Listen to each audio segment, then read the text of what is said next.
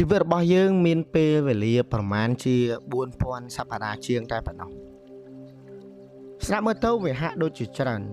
ប៉ុន្តែជាការពិតទៅវាខ្លីជាងអ្វីដែលយើងបានគិតទៅទៀតជីវិតមនុស្សម្នាក់ជាមធ្យមភាគមានការរស់នៅប្រមាណជា76ឆ្នាំទៅ80ឆ្នាំតែប៉ុណ្ណោះបើយើងយកតួលេខ80ឆ្នាំនេះមកបំបែកជាឯកតាពេលវេលាយើងនឹងឃើញការពិតមួយដែលគួរឲ្យភ្ញាក់ផ្អើលបំផុតនៃជីវិតរបស់យើង80ឆ្នាំនៃជីវិតរបស់យើងមានប្រមាណជា960ខែតែប៉ុណ្ណោះហើយវារឹតតែស្មើប្រមាណជា4000សប្តាហ៍តែប៉ុណ្ណោះហើយកាន់តែលឿនទៀតគឺមានប្រមាណជា29020ថ្ងៃតែប៉ុណ្ណោះគ្រាន់តែអ្នកព្រិចភ្នែកឬដកដង្ហើមមួយដងមួយវិនាទីក៏កន្លងផុតទៅមួយម៉ោងកន្លងផុតទៅយ៉ាងស្ងៀមស្ងាត់មួយថ្ងៃប្រមាណជា24ម៉ោងក៏ឆ្លងកាត់យ៉ាងឆាប់រហ័សនិងលឿនបំផុតហើយរាល់មួយសប្តាហ៍គឺកន្លងផុតទៅយ៉ាងឆាប់រហ័សគឺជាពេលវេលាដែលគ្មានថ្ងៃអាចវិលត្រឡប់ថយបកក្រោយបានឡើយសំណួរសួរថាតើជារៀងរាល់ថ្ងៃយើងកំពុងចំណាយពេលវេលាដ៏មានតម្លៃទាំងនេះទៅលើអ្វីខ្លះនៅក្នុងជីវិតរបស់អ្នក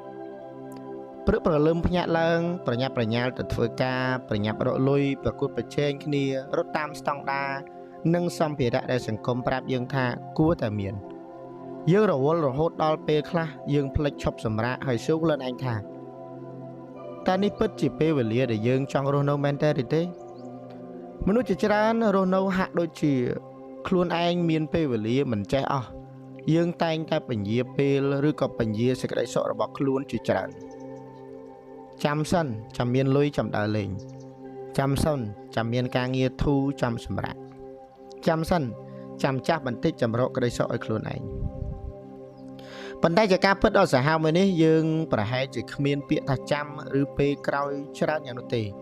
ម្សិលមិញមិនខ្លាចជាអតីតកាលថ្ងៃស្អែកក៏មិនទាន់មកដល់គ្មាននរណាអាចនឹងដឹងមុនឡើយថាពេលវេលារបស់យើងនៅសល់ប្រមាណវិនាទីប្រមាណម៉ោងឬប្រមាណថ្ងៃទៀតនោះទេ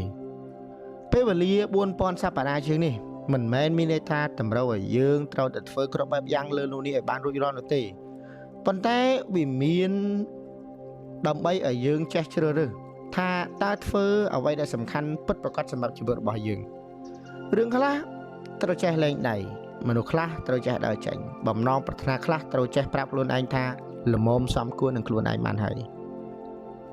ពីព្រោះថាយើងកាន់តែលោភលន់កាន់តែចង់បានយើងនឹងកាន់តែគ្មានពេលវេលាសម្រាប់អ្វីដែលសំខាន់បំផុតដូចជាសុខភាពគ្រួសារមនុស្សជាទីស្រឡាញ់និងសេចក្តីសុខរបស់យើងជីវិតមិនមែនគ្រាន់តែជាការប្រកួតប្រជែងឬការសន្សំភាពជោគជ័យឲ្យបានច្រើនបំផុតនោះទេប៉ុន្តែវាគឺជាការចំណាយពេលវេលាទៅលើអ្វីដែលមានអត្ថន័យនិងផ្ដល់តម្លៃពិតប្រាកដដល់ជីវិតរបស់អ្នកជាចុងក្រោយនៃជីវិតអ្វីដែលយើងនឹកឃើញមិនមែនជាថ្ងៃដែលយើងរវល់ធ្វើការខ្លាំងបំផុតឬថ្ងៃដែលយើងរកលុយបានច្រើនបំផុតនោះទេតែវាជាថ្ងៃដែលយើងមានសេចក្តីសុខពិតប្រាកដនៅក្នុងជីវិតរបស់អ្នកហើយសែកសប្បាយជាមួយនឹងមនុស្សជាទីស្រឡាញ់របស់អ្នកថ្ងៃនេះគឺជាវិនាទីជានាទីជាម៉ោងជាថ្ងៃនិងជាសប្តាហ៍ជាខែជាឆ្នាំមួយដែលមានមនុស្សជាច្រើនកំពុងតែកន្លងផុតទៅយ៉ាងលឿននិងឆាប់រហ័ស